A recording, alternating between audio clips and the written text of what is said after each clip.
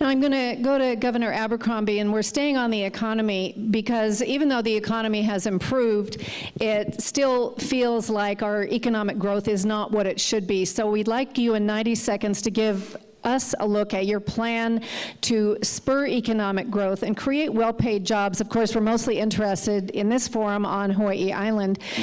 One of the objectives is so people don't have to leave this island to find good jobs. And we'd like you to take 90 seconds and just briefly talk about the economy.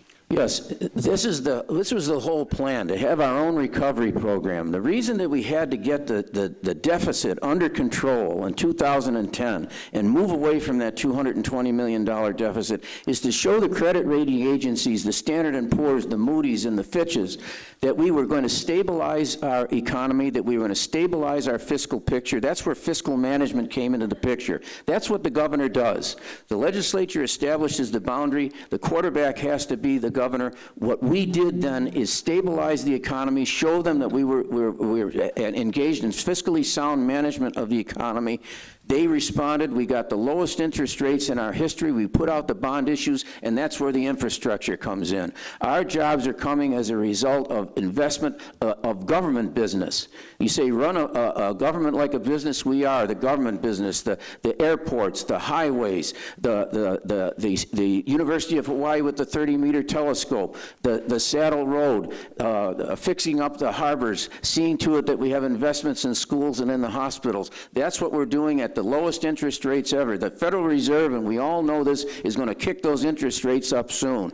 My administration has been making the infrastructure investments at the lowest possible interest rates, and a direct benefit to the Big Island of Hawaii is seen by the fact that we're down to a 4.4% unemployment rate across the state, and the lowest on this island that it's seen in almost a decade. Thank you. Senator Ige. Yes, thank you. Thank you very much for that question. One very, very important asset that I really think we need to invest in is the Kona Airport. We have been working very hard with the congressional delegation to upgrade the Kona Airport so that we can begin to receive international travelers again. I think that that's very important because it does add an element that has been missing for a number of years here into our economy. And we all know that international visitors spend more than the visitors coming west from the mainland. And so that really is a huge opportunity for the West Hawaii community for us to move forward as quickly as we can to upgrade the international terminal. There are a couple other things. As I've met with farmers across the state, I'm really bullish on agriculture here on the Big Island. There are so many opportunities. I've talked with members to really buy local, grow local.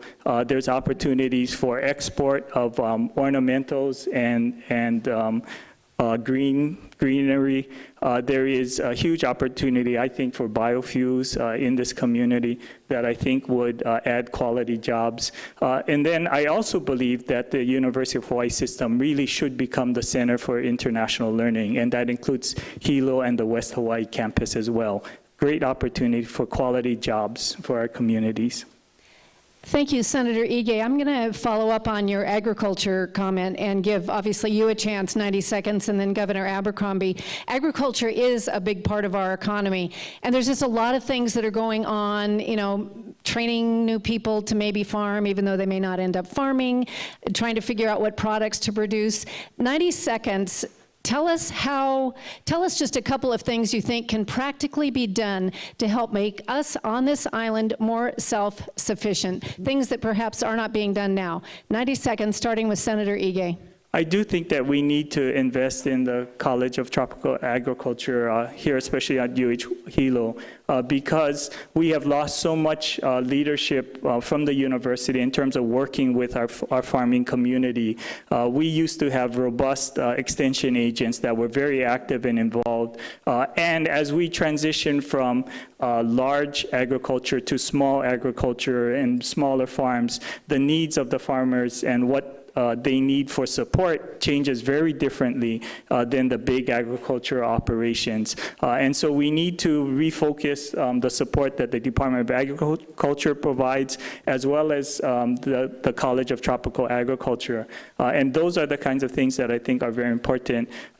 You know, I've been to natural farms, and it's such an opportunity to get away from the old style of doing things and get into more sustainable. I've met self-contained farms where they've had natural farms and are growing and producing biodiesel and fuel and photovoltaic systems that allows the farm to be totally self-sufficient. Those are the kind of models I think that we need to hold up to the rest of the community, figure out how the university can help facilitate that and help other farmers to join that sustainable path. Thank you. Governor Abercrombie, address the agriculture question and what we really need to do. Yeah, well, we're doing it. You'll notice that the previous commentary was all proscriptive, and all in generalities. Let's talk about what we're actually doing and where the future of agriculture is because of what we're doing right now. When you take Well Farms, when you take the Veterans to Farmers program that is actually producing food and producing farmers right now, we're already working with the College of Tropical Agriculture. We have a crackerjack dean there. Dean Maria Gallo is doing a marvelous job statewide. We're seeing the reversal of the whole trend towards the reduction of dairy farms. We're seeing the opportunity to have grass-fed beef, Hawaii beef, not have to go to the mainland in order by seeing to it that we can produce feed that is cost-effective here on the Big Island and across the whole state. We have the Lalomila farms and the vacuum packing that's going on.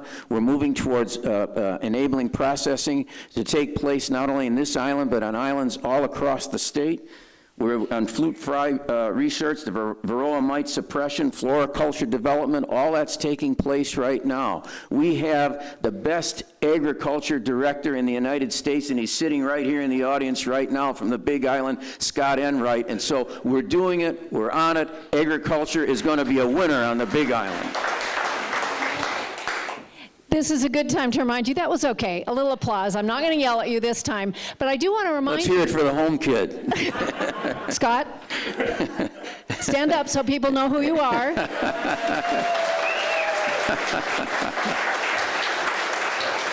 It actually does make us happy when we get Hawaii Island people onto the state administration, because then we feel like, yeah, they understand.